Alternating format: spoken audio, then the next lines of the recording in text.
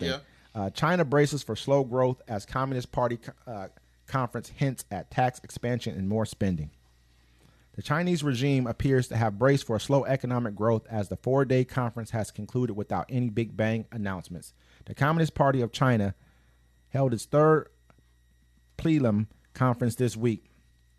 It is a crucial meeting that takes place in the third year of the incumbent Chinese leader's term and sets a tone for the policies for the next 5 years.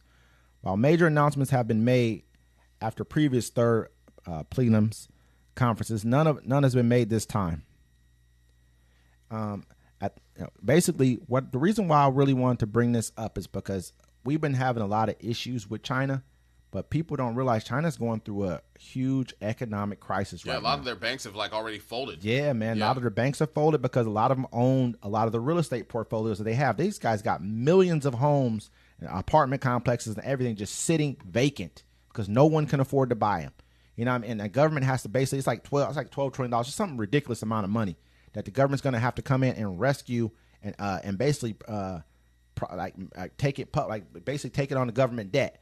And it's just crazy to me that we're sitting back. We're worried about. We need to worry more about China based off the fact that Taiwan's doing so well right now. That country, they got. I mean, Taiwan Semiconductor is worth more than any Chinese company that they own, and most Chinese companies are owned by the Chinese government.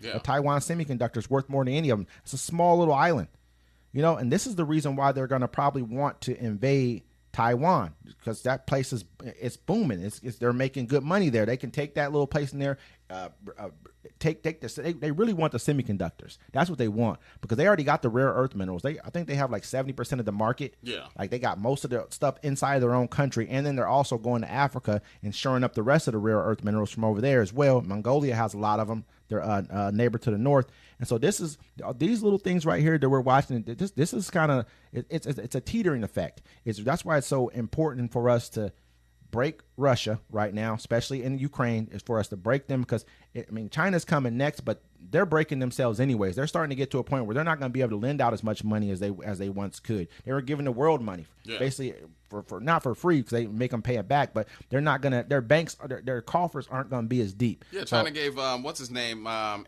$1 billion to go build solar panels. A city, city, a whole entire city.